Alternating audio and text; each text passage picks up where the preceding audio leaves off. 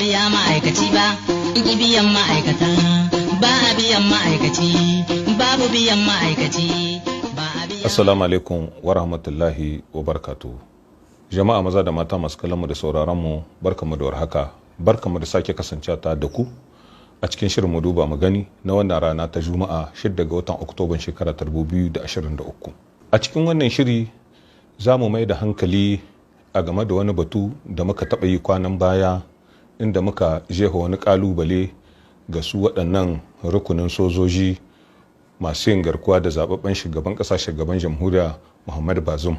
To bari mu soma da batun yaƙi da handama da babakere, inda za mu ɗauko zancen maganar cewa sun roshe babbar hukumar yaƙi da cin hanci da rashawa ta ƙasa alsiya, wadda shugaban ƙasa, shugaban jamhuriya Muhammad Bazoum ya ba ta cikakken 'yancin gudanar da ayyukanta cikin gaskiya da adalci ba tare da katsalandan ko ɗai ba, domin ƙara ba ta himma da ƙarfin gwiwa shugaban ƙasa, shugaban jamhuriya lokacin zaman taron majalisar koli ta alƙalan shari'a ya ɗauki alkawarin cewa zai jaye hannun shi kwata-kwata ta hanyar ba su damar su gudanar da ayyukansu ba tare da wakilin shugaban ƙasa ko na majalisar dokoki ko na firaminista ba, abin da ke bayyana ƙarar cewa an saka ma shari'a mara a cikin wannan ƙasa tamu.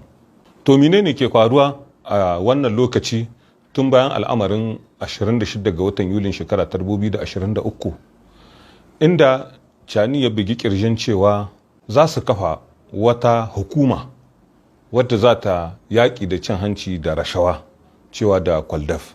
Alhali shugaban ƙasa, shugaban jamhuriya Muhammad Bazoum ya gwada misali mayya gasam daga cikin jami'an gwamnati suna a gidan kaso garkame sakamakon tuhumarsu da shari'a take yi na cewa sun aikata ba daidai ba. To shine kalubalen da muka jefa kwanakin baya na cewa in bori gaskiya ne a ta sama a kwaɗo. Ma'ana akwai maganan nan wadda ta ɗauki hankalin 'yan Nijar sosai kuma tana ɓata musu rai, sun ƙagauta suna son su gani ƙaƙa za ta kayawa akan wannan al'amari na badakala wajen sayan makamai, abinda shugaban ƙasa, shugaban jamhuriya Muhammad Bazoum ya yi tar da Allah wadda da shi ta hanyar cewa ma shi zamanin shi kwata-kwata za a soke duk wani abin da ake ce ma dillalin makamai.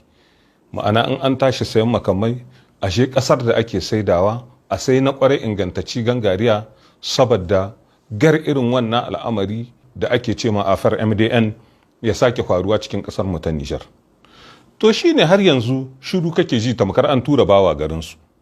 Har yanzu waɗannan sojoji 'yan kidnapping mun ce musu inda gaske suke yi sun zo su yaƙi cin hanci da rashawa, to su kakkaɓe ma wannan magana ƙura, a maido ta saman fage, a miƙa ta ga hannun alƙalai. Idan ba a manta ba, shugaban ƙasa, shugaban jamhuriya Muhammad Bazoum ya ce komi ya kammala akan wannan batu. Za a hiddo da rahoto 'yan ƙasa kowa ya ji me ake ciki, wa adda hannu ciki, wa abba ya da hannu ciki, wa abbarawan ƙasa, wa abba ɓarawan ƙasa ba, suwa aka gama kai da su aka yi wannan al'amari da ake ce ma MDN. Komin girman mutum, komin matsayin shi, ko mun kasancewar shi cikin wannan tahiya, shugaban ƙasa, shugaban jamhuriya Muhammad Bazoum ya lashe takobin cewa sai an bayyana ma 'yan Nijar shi su san wane ne aka gama kai da shi aka cuce su. Bari mu ɗan kwalbata muku kaɗan ku gane me ake nufi da shi. Kamo daga magatakardan ministan ofishin tsaron ƙasa, Minister de la Defense, soji ne. DRFM mai kula da shige da hucen kuɗi a ofishin ministan tsaron ƙasa, soji ne. Wanda ke kula da sha'anin bayar da kwangila a ofishin ministan tsaron ƙasa, soji ne. Wanda za a zauwa a bincika a gani shin an sayo makaman ko ba a sayo ba, shin an so na kwarai ko lalatacce aka sayo, shin kaka al'amarin ya kasance, wanda za ya sa hannu ya tabbatar da al'amarin ya kasance hakanan ko bai kasance, soja ne. To in gaskiya ne Chani yake da shi da mukarrabai ne, wannan magana a azo mana ita ga hwaihwai, shin da suwa ne suka sa hannu. shin kwara kulla ya san menene ake ce ma makami ballantana ya gane na kwarai ko ya gane lala? To inda gaske ne kwaldaf, to a maido a far MDN a bazo ta ga hili kowa ya san me ake ciki, kuma sa'an nan a gaya ma 'yan Nijar suwa aka ba kamasho da suwa aka gama kai, kuma sa'an nan suwa aka ba kwangila. 'Yan kasuwar da aka ba kwangila suwa ne a zayyana sunayensa ɗaya bayan ɗaya, shin sun sayo ko ba su sayo ba? Kuma zancen nan da ake yi, shin 'yan kasuwar da aka ba wannan kwangila suna ina yanzu? Suna tare da soji ko kuma ba su tare da soji? In suna tare da soji kaka abin yake? Kuma sa'annan sojojin da ake ganin suna da hannu dumu-dumu cikin wannan sha'ani su wane ne? Menene matsayinsu? Suna cikin CNSP ko kuma ba su ciki? Dandan ga kura ga nama. Zance na gaba da muke son mu mai da hankali a cikin shi shine al'amarin tsaron ƙasa da kenan yana ci gaba da taɓarɓarewa, yana ta ƙara lalacewa. Tun bayan faruwar al'amarin da ya sanadiyar mutuwar da dama daga cikin jami'an tsaronmu sakamakon ƙofar ragon da aka yi musu a cikin yankin Takanammat, kasancewar da yawa daga cikin jami'an tsaron suna cikin barikin sojoji na garin Tiliya. To, yanzu bayan faruwar nan al'amari an yi ta gano cewa akwai da dama daga cikin jami'an tsaron da har yanzu ba su amsa kira ba, abinda ake ce ma parti disparu guda 51. Sa'an nan daga cikin wato sojoji da aka kawo daga kasar Burkina Faso, wato 16 daga cikinsu sun kwanta hannun dama. Shin cikin waɗanga da suka ɓace akwai Burkinabe ciki ko kuma ba su ciki? Shin wai Burkinaben da aka kawo yanzu ina ne makomar tasu? Suna nan ko kuma a'a ba su nan? Shi ne abin tambaya cikin wannan al'amari. Sa'an nan kuma muna biyar ƙididdigar labari mu gano menene gaskiyar abin da ake cewa za a tura jami'an tsaro sojoji domin su yi abin da ake ce ma larwai ko kuma ratisage. Sun tahi ko kuma ba su tahi ba? In ba su tahi ba me ya hana su tahiya? In sun tahi suna ina? Kaka al'amarin yake?